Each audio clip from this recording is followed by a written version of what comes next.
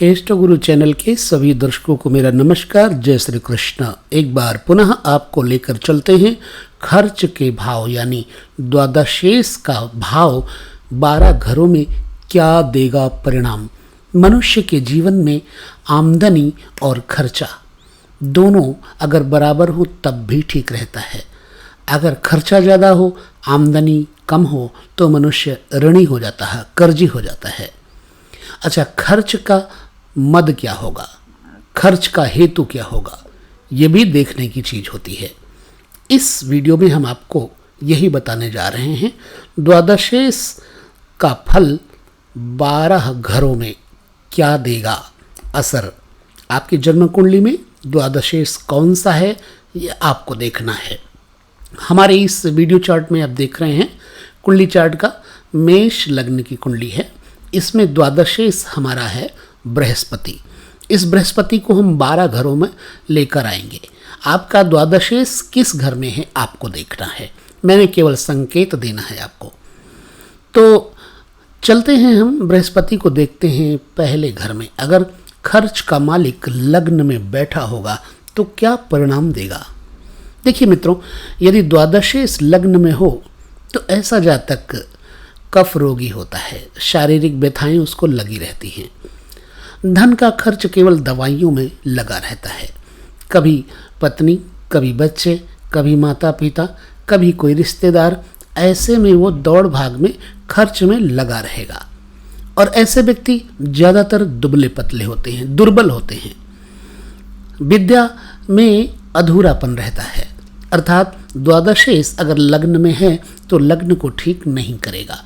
परंतु अगर द्वादशेश पर कोई शुभ ग्रह की दृष्टि पड़ती है तो ये द्वादशेश भी आपको शुभ फल दे सकता है। न्यूनाधिकता आ सकती है, कमी बेशी आ सकती है। आपके लग्न में द्वादशेश है तो आपको हमें बताना होगा कि किस कंडीशन में है आपकी स्थिति।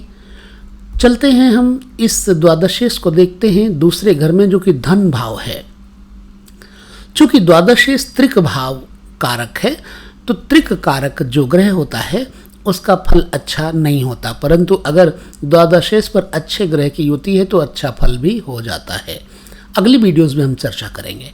फिलहाल अगर द्वादशेश दूसरे घर में हो तो ऐसा जातक शुभ कामों में खर्चा करता है, यज्ञ यागादि में, कथा भागवत में, सत्कर्मों में, कन्यादान में, धार्मिक। और ऐसा व्यक्ति मृदुभाषी होता है, मृदु वचन को बोलने वाला होता है, मीठे वचनों को बोलने वाला होता है।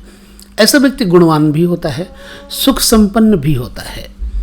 द्वादशेश दूसरे घर में ऐसा परिणाम देता है, लेकिन तीसरे घर में क्या परिणाम देखा जाएगा, आइए हम चलते तीसरे घर में। द्वादशेश बृहस्पति अगर तीसरे घर में आ जाए तो जातक भाई बहनों के सुख से हीन होता है, खासतौर से भ्रातृ सुखहीन बताया गया है।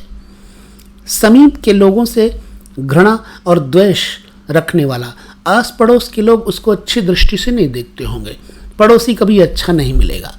और केवल अपने शरीर का पोषक होता है ऐसा व्यक्ति, तथा स्वार्थी हो जाता है। पुरुषार्थी नहीं होता, ऐसा व्यक्ति स्वार्थी हो जाता है। अगर आपकी जन्म कुंडली में ऐसा कुछ है तो हमें जरूर बताएं। द्वादशेश चला जाए चौथे घर में, चौथा घर सुख का घर होता है, तो ऐसा जातक माँ के सुख से सुखी नहीं रह पाता।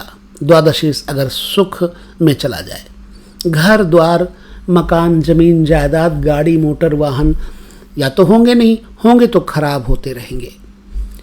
तो इसमें इनको नुकसान मिलता है। द्वादशेश चतुर्थ भाव में हो तो हमें जरूर बताएं और क्या परिणाम है आपके साथ, उसका उत्तर हम देंगे उपाय के साथ। ये द्वादशेश अगर पंचम स्थान पे चला जाए तो पंचम स्थान पुत्र, विद्या इत्यादि का होता है। द्वादशेश पंचम में जाए तो पुत्र विद्याहीन होता है और पुत्र प्राप्ति हेतु निरंतर तीर्थ यात्राओं पर व्यय करता रहता है। अगर द्वादशेश पंचम में जाएगा तो बेटे की प्राप्ति के लिए कभी किसी बाबा के पास, कभी किसी तीर्थ में, कभी कहीं वो जाता रहेगा और खर्चा करता रहेगा। द्वादशेश अगर छठे में चला जाए तो छठा भाव की त्रिक कारक है, यह भी त्रिक भाव है। अगर छठे घर में द्वादशेश चला जाएगा तो जातक अपनों का ही बैरी बन जाता है। अपने लोग ही इसके दुश्मन हो जाते हैं और साथ ही साथ इसको गुस्सा बहुत आता है। मन में सदैव पाप के विचार आते रहेंगे, मार काट के विचार आते रहेंगे, सदैव मन से दुखी रहता है। और ऐसा व्यक्ति दूसरे की स्त्री में लगा रहता है, दूसरे की स्त्रियों में आकर्षण रहता है और दूसरे के स्त्रियों में ही सुख ढूंढता रहता है। इसलिए दूसरे की स्त्रियों में रत कहा गया है। हमारे पाराशर ऋषि कहते हैं अगर द्वादशेश चला जाए 7वें घर में, तो 7वें घर में गया हो तो जातक का धन पत्नी के कारण से खर्च होता रहेगा। उसकी पत्नी खर्चीली होगी या रोगी होगी, रोग पे खर्चा हो, किसी कारणवश उस स्त्री का सुख कम होता है। अगर द्वादशेश सप्तम में है तो कोई न कोई कारण से पत्नी बीमार या पत्नी के कारण से आप परेशान रहेंगे और स्वयं भी विद्या और शारीरिक बल से जातक हीन होता है। पत्नी को तो छोड़ ही दो। यही द्वादशेश 8वें घर में चला जाए तो जातक हमेशा लाभ पाने वाला बताया जाता है, प्रिय वचन बोलने वाला होता है, मध्य आयु होती है इसकी, बहुत बड़ी उम्र नहीं होती, गुणों से तो परिपूर्ण होता है लेकिन स्वास्थ्य के प्रति इतना अच्छा नहीं बताया गया। हमारे बृहत्पाराशर ऋषि के अनुसार ये चर्चा है। यही द्वादशेश अगर चला जाए 9वें घर में तो ऐसा जातक गुरु से द्वेष करने वाला होता है। गुरु से द्वेष करने का मतलब बड़ों का अनादर करेगा और मित्र से भी विद्रोह करेगा, स्वार्थ साधने वाला होगा, अपने स्वार्थ के लिए ही सारे काम करेगा और कुछ नहीं। भाग्य को बिगाड़ता है द्वादशेश अगर 9वें घर में हो तो। फिलहाल आपका द्वादशेश कहाँ पर है हमें आप जरूर बताएंगे।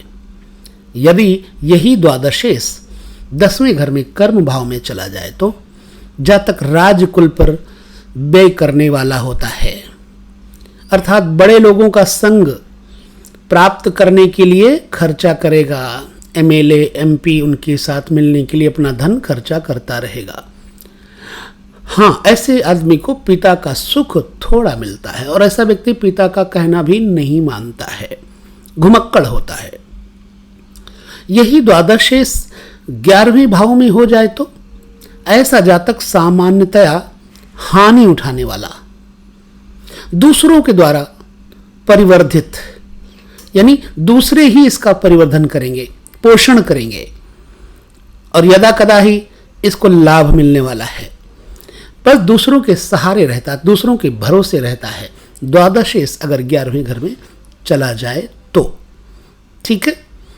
यही द्वादशेश अगर 12वें घर में आ जाए तो जातक व्यय की अधिकता से, खर्च की अधिकता से त्रस्त पस्त हो जाता है और शारीरिक सुख, मानसिक सुख नहीं मिलता, सदैव उलझने बनी रहती हैं, केवल कर्जा बना रहता है, क्रोध भी रहता है और इसके अंदर द्वेष, जलन, डाह भी बराबर बना रहता है।